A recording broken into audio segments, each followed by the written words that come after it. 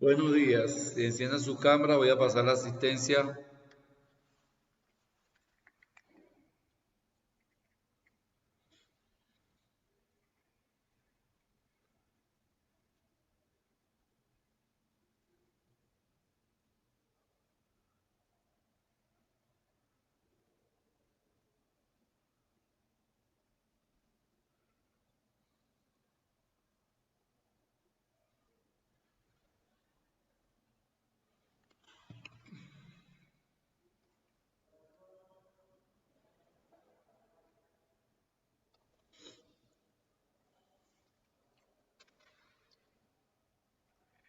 César Augusto Cortés. Dígame, listo. Estoy pasando la asistencia con cámara encendida. Bien, listo. Gonzalo Belén. Presente comunista. Guapas Anthony. Presente. Herrera Pablo.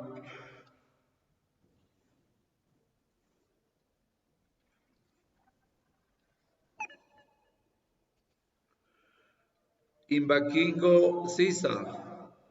Presente, Liz. Ilago Natalie.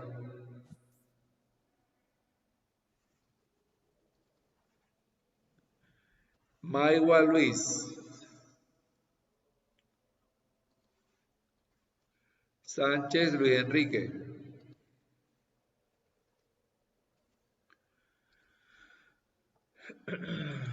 Bien. Ustedes en la unidad 1 subieron un glosario de términos.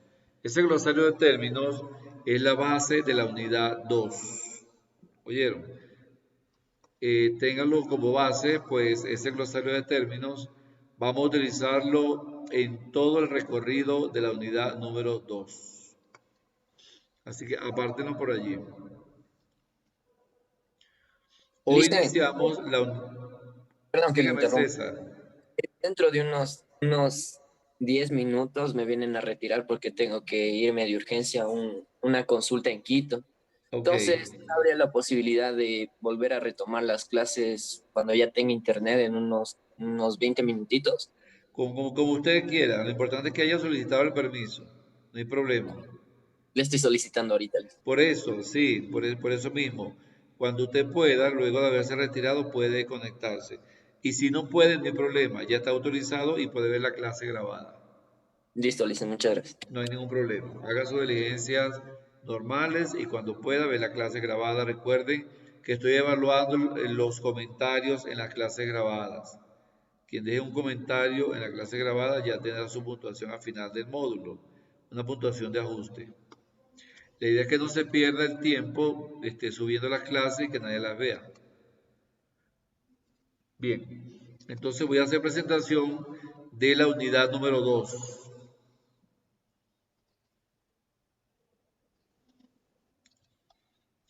¿Ven la pantalla? ¿Sí la ven?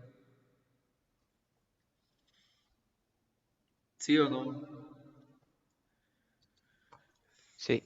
Bien, la unidad número 2 se titula Agregados económicos. Ya todos saben lo que es un agregado, son variables macroeconómicas. ¿Cuál es el contenido temático de la unidad?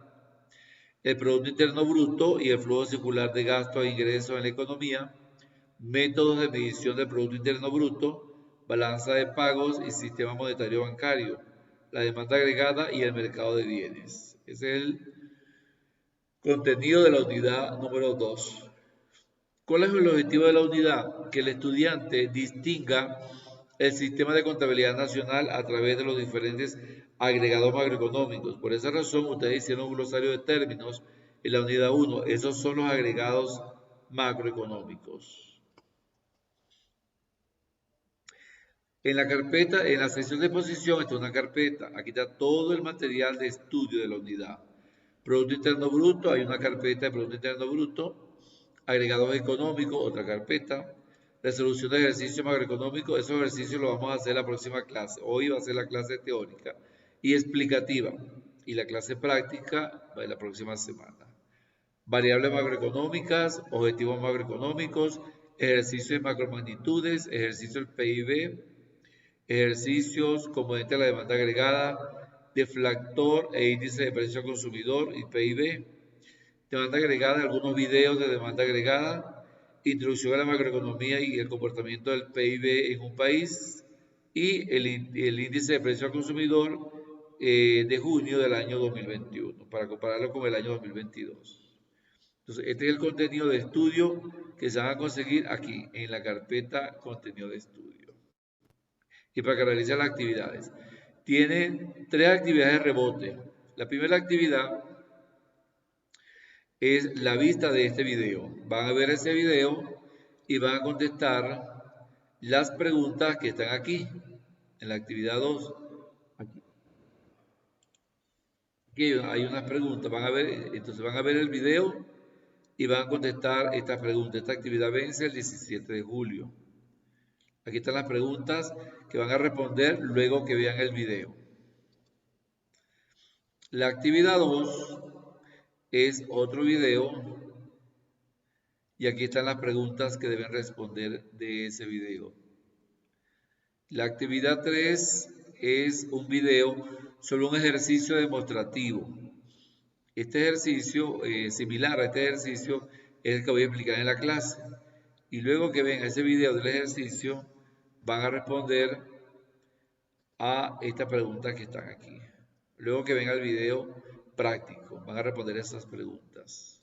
Esas son las actividades de rebote. Luego pasamos a la práctica, que es la actividad de comprobación. Un estudio de casos van a analizar comparativamente la composición del PIB ecuatoriano entre los años 2020 y 2021, incluyendo el PIB real y nominal. Para ello tendrán que visitar, por supuesto, las páginas del Banco Central de Ecuador. Esa actividad vence el 25 de julio. Aquí están las instrucciones. Navegue por las páginas web del Banco Central de Ecuador y del Ministerio de Finanzas. Además, se sugiere revisar los boletines económicos de las cuentas de la Nación en ejecución presupuestaria. Se les aconseja al estudiante que se registre gratuitamente en la revista Cuestiones Económicas emitida por el Banco Central de manera de recibir información. Aquí está la página web y las otras páginas que pueden visitar para completar este informe en base a la estructura que ya ustedes conocen y siguiendo las reglas metodológicas de la norma de investigación ITCA. Y luego un informe de cómo se mide la actividad económica en el Ecuador.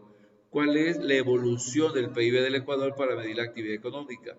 Esa actividad vence el 26 de julio, un día antes de su examen parcial. Entonces, esa es la unidad número 2. ¿Alguna pregunta, alguna duda? Maigua, no hay duda. Anthony, César, no hay duda. ¿Seguro?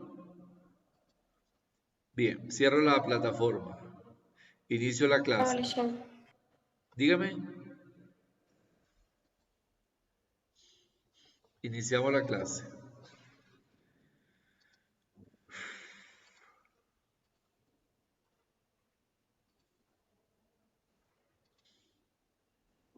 Bien.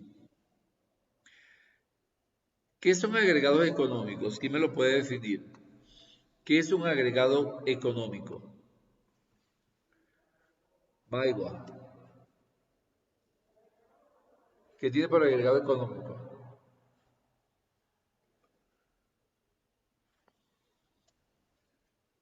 No oigo. Maigua siempre está Agregado económico sería bases que tienen bajo la manga, tal ¿Cuál vez. manga? ¿La mata de mango? No. Son bases que tienen cada persona, agregados, No, que no, van a no, no, incluir. no, no. No, no es algo de agregado. Agregados económicos son variables macroeconómicas. La que ustedes investigaron, la definición de términos que ustedes investigaron, esos son agregados económicos. Inflación, empleo, renta, Producto Interno Bruto, consumo nacional, inversión nacional, gasto público, exportaciones, importaciones, desarrollo, crecimiento, deuda externa, reservas internacionales, comercio internacional, todo eso son agregados económicos. ¿Por qué agregado? Porque ellos constituyen la base de la economía nacional y ellos son desarrollados por los tres agentes económicos, el empresario, el Estado y la familia. Por eso son agregados económicos. Y el Estado analiza esos agregados económicos a través de un organismo nacional que es el Banco Central. En el caso ecuatoriano, el Banco Central de Ecuador, conjuntamente relacionado con el Ministerio de Finanzas. Esos son agregados económicos. Entonces, esos agregados económicos es como decir las cuentas del balance general de una empresa, que es activo, pasivo y capital. Asimismo, el Estado tiene una contabilidad nacional, es donde realiza la contabilidad a través del comportamiento de estos agregados económicos. ¿Me di a entender? ¿Quedó entendido el concepto de agregados económicos? ¿Sí o no?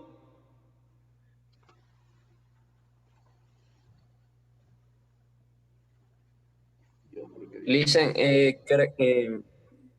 puntos importantes de los agregados económicos, ¿cuáles serían? Los puntos importantes de los agregados económicos es que ellos, al analizarlos, van a generar un crecimiento y desarrollo de la economía.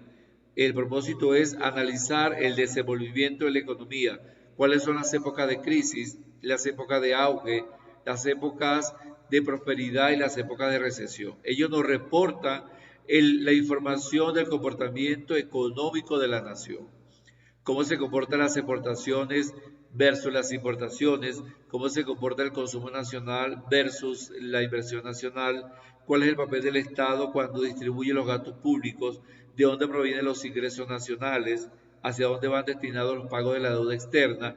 Ese es el análisis que nos reporta los agregados económicos. De allí su interpretación para poder generar soluciones a los problemas económicos nacionales. Ese es el análisis. Ya vamos a ver cómo se comporta cada uno de ellos. Entonces, habíamos dicho que ellos son estudiados a través de la contabilidad nacional. Así como las empresas tienen su contabilidad empresarial, el Estado también tiene su contabilidad nacional que es realizada por el Banco Central. De tal manera que el objetivo de la contabilidad nacional es ofrecer los resultados en forma detallada, completa y cuantificada de cada una de las actividades económicas que se desarrollan en un país. Es decir, las actividades que realiza la familia, el Estado y el empresario. Y también las relaciones que se dan entre estos agentes económicos. Asimismo, como una empresa analiza el comportamiento de las cuentas por pagar, cuentas por cobrar, caja, banco, obligaciones y reservas. Asimismo, la contabilidad nacional analiza cómo se comportan esas cuentas o esos agregados macroeconómicos para poder determinar la evolución del país a nivel económico. Ese es el propósito de la contabilidad nacional. Dentro de esa contabilidad nacional nos encontramos con algunos conceptos que ellos ustedes investigaron en la unidad 1 y que le van a servir de base para la unidad 2. ¿Cuáles son esos conceptos? El de contabilidad nacional, Producto Interno Bruto, producción corriente, bienes finales, territorio nacional, Producto Nacional Bruto, Producto Interno Neto, Producto Nacional Neto. Son algunos conceptos de agregados económicos que vamos a ir trabajando durante el resto de la unidad. ¿Alguna duda, alguna pregunta? ¿Sí o no? ¿No hay preguntas? Bien, seguimos.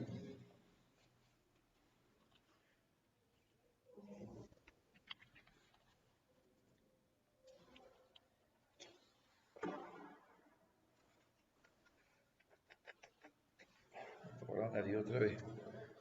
Bien. Aquí vamos a ver algunos conceptos de tanto que ustedes investigaron. Producto Interno Bruto, bienes finales, valor añadido o agregado y precio de mercado. Dice, la economía ecuatoriana pareciera ser particularmente vulnerable a impactos exógenos, es decir, a impactos externos.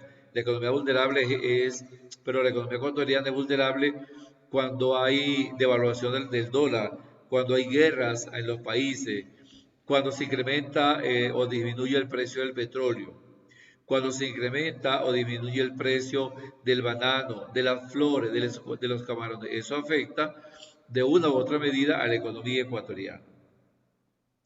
Debido a que los ingresos del sector externo dependen ampliamente de los precios del petróleo, como les decía, de las remesas de los migrantes y una que otra materia prima. También cuando las remesas de los familiares que están fuera de Ecuador no llegan a tiempo o disminuyen su valor, también eso afecta a la economía ecuatoriana. Sin embargo, la tasa de variación anual del Producto Interno Bruto en el periodo 2018-2019, que fue cuando se inició la pandemia, sugirió que el impacto de la crisis fuese menos severo en Ecuador que en el promedio de países de América Latina y el Caribe, al menos en términos de producción. A pesar que en el 2019 empezó la pandemia, Ecuador no se vio tan afectado porque su moneda es fuerte, ¿verdad? No disminuyó la producción, a diferencia de Colombia, Argentina, Chile, Perú y Venezuela, que a ellos sí los afectó esa pandemia porque sus monedas fueron devaluadas y su comercio internacional fue debilitándose. Entonces, no había la proporción de poder abastecer ni el mercado interno ni el mercado externo. En el caso de Ecuador sí, porque afortunadamente aquí hay una soberanía alimentaria bastante sustentada. Es un país netamente agrícola. Por lo tanto, no hubo vulnerabilidad de forma negativa para el Ecuador. En el año 2017, el Producto Interno Bruto, ¿qué es el Producto Interno Bruto? La cantidad de bienes y servicios que se producen en términos de un año, o el valor monetario de esa producción de bienes y servicios en términos de un año. El PIB ecuatoriano en el año 2017 creció en 3.4%.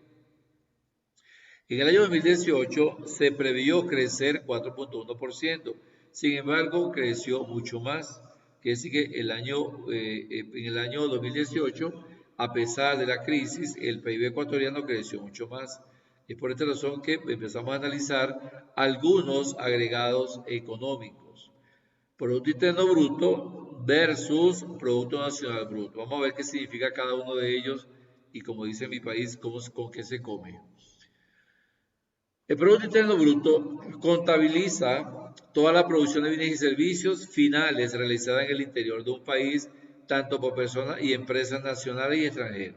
Si lo analizamos de otra forma, podemos decir que el Producto Interno Bruto estudia la producción de bienes y servicios finales, no intermedios, que realiza un país dentro de sus fronteras por personas y empresas nacionales y extranjeras, y que ese Producto Interno Bruto sirve para abastecer el mercado interno, pero también el mercado externo. Entonces, allí tenemos las variables macroeconómicas. Producto Interno Bruto va a ser igual al consumo nacional, el gasto público, la inversión nacional, las exportaciones menos las importaciones. Según lo que vimos en la clase anterior, Pamela, ¿cuáles son las variables exógenas en ese modelo y cuáles son las variables endógenas?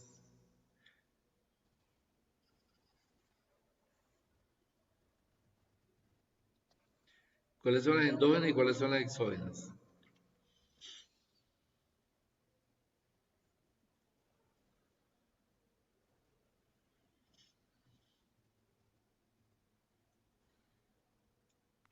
La que eran cerrado y abierto.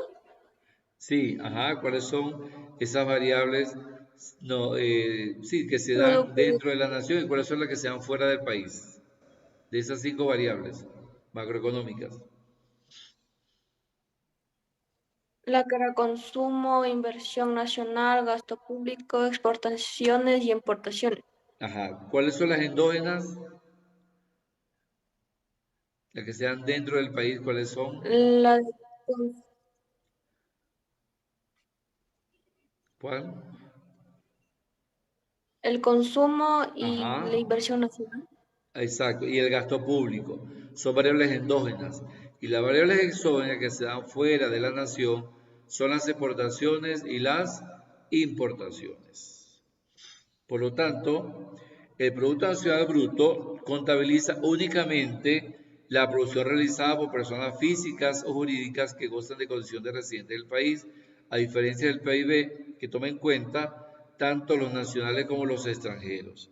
El Producto Nacional Bruto no, solamente los nacionales, ya sean empresas o personas. Entonces, el Producto Nacional Bruto va a ser igual a Producto Interno Bruto menos la remuneración recibida por residentes extranjeros, es decir, la remuneración que reciben los extranjeros dentro de la nación ecuatoriana, más la remuneración recibida por los nacionales del exterior, es decir, la remuneración que reciben los ecuatorianos que viven fuera del Ecuador. A eso se le llama Producto Nacional Bruto. Solamente toma en cuenta ya sean las personas jurídicas y naturales que viven dentro del país, pero no están fuera. A diferencia del Producto Interno Bruto, que toma en cuenta tanto los nacionales como los extranjeros. ¿Alguna pregunta, alguna diferencia?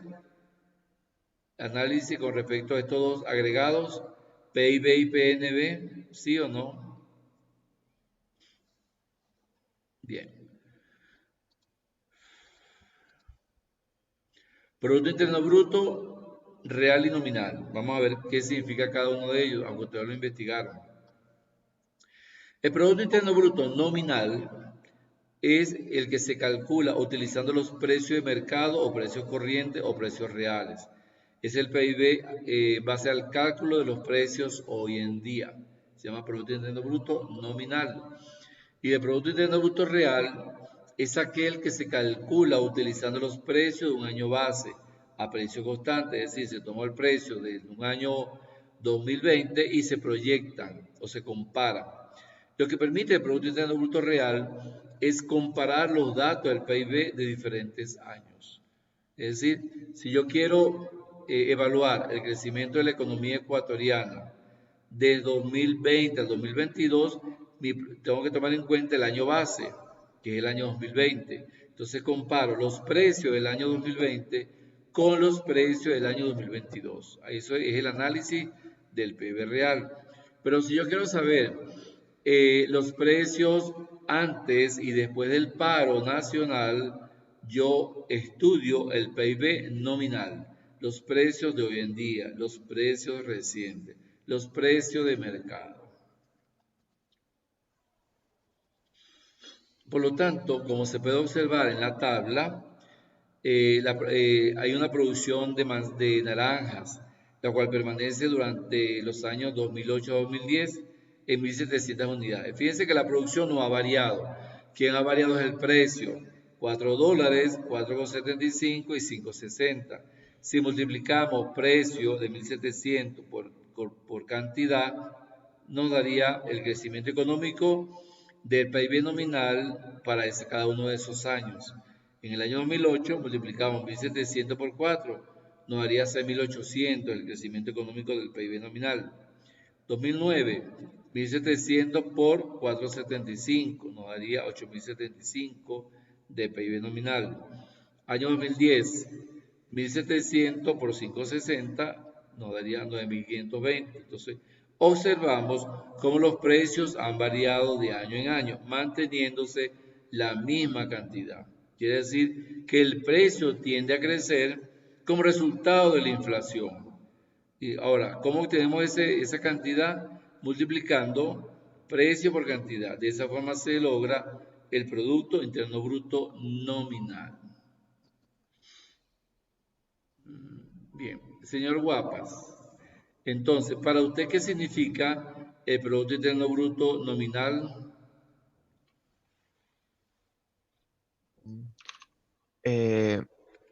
Que expresa el valor monetario de la producción de bienes y servicios de demanda final de un país. Exacto, eso es correcto. En el momento preciso, momento actual, ese es el Producto Interno Bruto nominal. El cálculo de la demanda de productos en un año actual, al calcular precio por cantidad. Por supuesto, como vemos allí, la cantidad se mantiene constante. Quien ha variado ha sido el precio y por eso también ha crecido la economía. Es decir, que la economía en este caso ha crecido por efecto del crecimiento de los precios, lo que se llama en economía inflación. ¿Alguna duda, alguna pregunta? Bien, entonces aquí vemos el esquema. Producto Interno Bruto nominal es igual al valor de los bienes y servicios, ¿verdad? Que sería cantidad por precio. La cantidad está expresada por las variaciones de cantidad a través del Producto Interno Bruto real. Y los precios están medidos por la variación de ellos, ya sea inflación y deflación.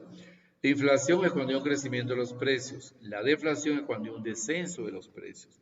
Por lo tanto, cuando yo trabajo para calcular la inflación o la deflación, se agrega otro elemento que sería el deflactor del Producto Interno Bruto.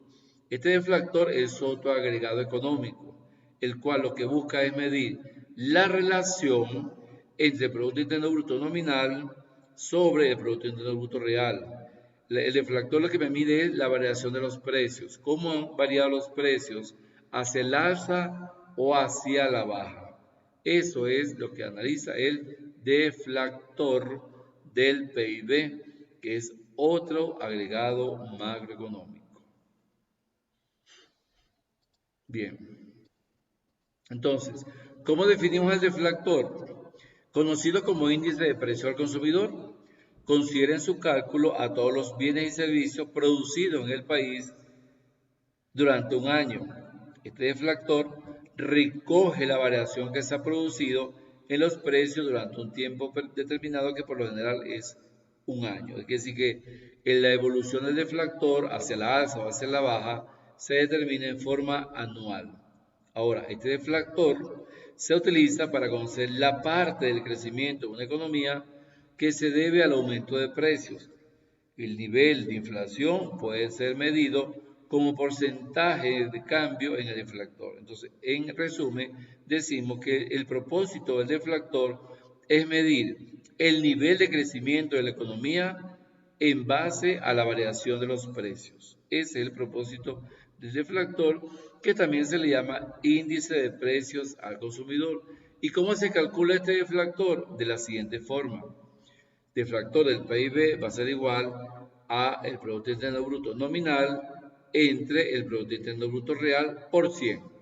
Ese es el cálculo del deflactor que ya vamos a ver a continuación. Ejemplo, vamos a suponer que el precio de la papa en el año 2000 era de 25 centavos la libra y que el país se encontraba produciendo 1000 libras por papas. Por lo tanto, si queremos lograr el Producto Interno Bruto nominal, ¿verdad? Multiplicamos Q por P, cantidad 1000 kilos de papa. A 25 centavos nos da 250 de PIB nominal.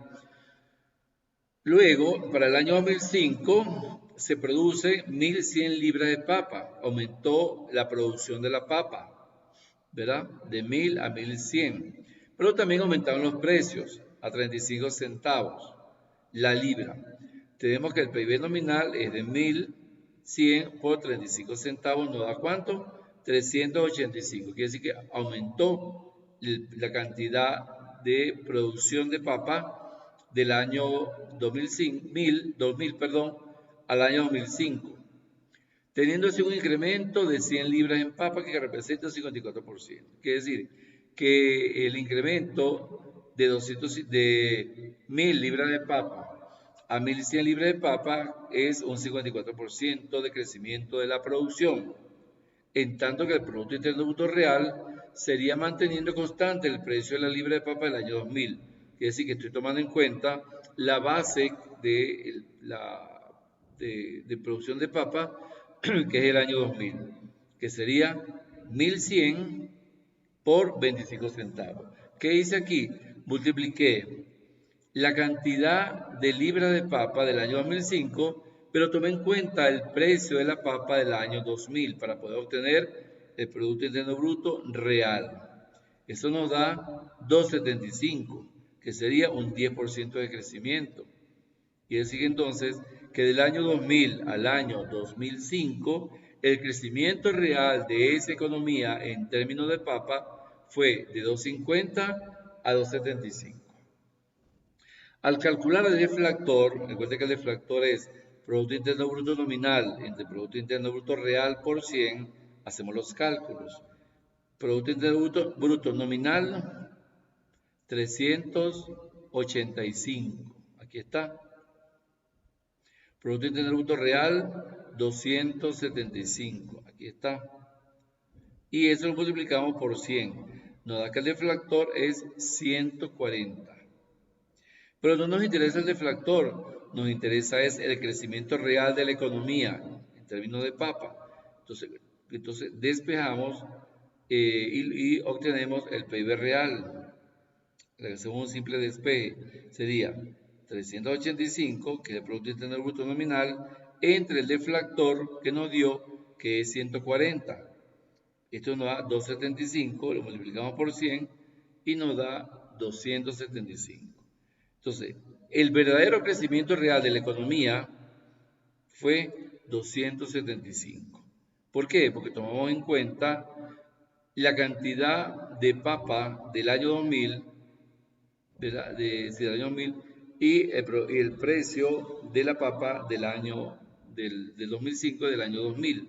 Es decir, que lo que hicimos es complementar el precio constante del año 2000 y lo multiplicamos por la producción de papa del año 2005. Hemos proyectado esos precios. Entonces, de esa forma se calcula el deflactor del PIB. Fíjense que aquí en el segundo caso, aquí hicimos un despeje. El Producto Interno Bruto Real, que estaba como numerador, pasó para acá y el deflactor pasó de arriba a abajo, o sea, pasó de numerador a denominador. Entonces, si queremos calcular el Producto Interno Bruto nominal, ¿cómo sería? Sería Producto Interno Bruto real por deflactor por 100. O sea, lo que hacemos es un simple despeje. ¿Alguna duda, alguna pregunta con respecto al PIB nominal y PIB real deflactor? ¿Sí o no? Belén, ¿tiene alguna pregunta? Maiwa, Sisa. No, Liz. Bien, ¿quedó claro la diferencia entre Producto Interno Bruto nominal y Producto Interno Bruto real? ¿Está claro?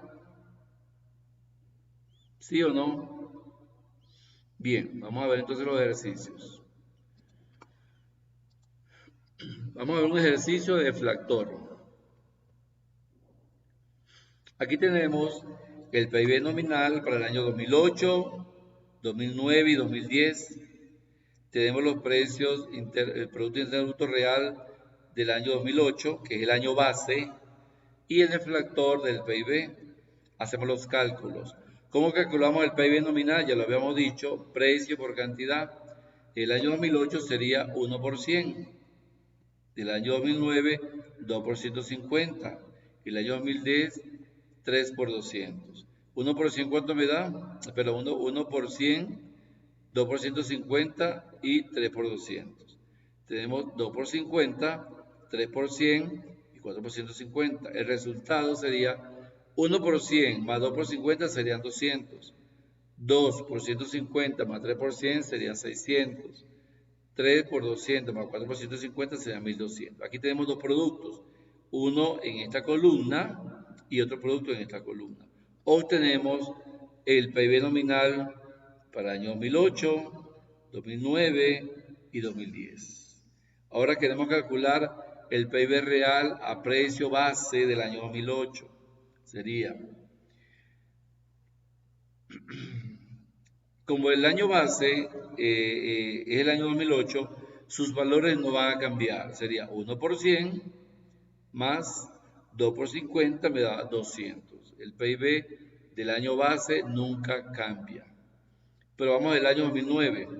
Sería multiplicar el precio del año 2008 por cada una de las cantidades de producto producidas en el año 2009 y el año 2010. Entonces, ¿qué sería? 1 por 150 más 2 por 100 en el año 2009. Y el año 2010 sería 1 por 200 y 2 por 150. Haciendo los cálculos y la sumatoria nos da el Producto Interno Bruto Real, que se mantiene igual constante en el año 2008. El 2009 sería 350 el PIB real y en el año 2010 serían 500. Entonces ya tenemos el PIB nominal y el PIB real. ¿Qué nos falta calcular? El deflactor. ¿Cómo han variado los precios en cada uno de esos años? Entonces, cálculo del deflactor del PIB sería, del año 2008 sería dividir el Producto Interno Bruto nominal entre el Producto Interno Bruto real por 100. Sería 200 entre 200 por 100. El año 2008. Año 2009, 600 entre 350 por 100. Y año 2010, 1200 entre 500 por 100. ¿Qué obtuvimos? El deflactor para cada uno de los años. Observando que el año base, siempre el deflactor va a ser 100. 100. El año 2009, 171 y en el año 2010, 240. Quiere decir que los precios han variado hacia el alza. El año base siempre va a ser 100. De ahí comparamos la evolución o no, o el descenso de los precios. Entonces, de esa forma se calcula el deflactor del PIB. ¿Alguna duda, alguna pregunta con el cálculo del deflactor?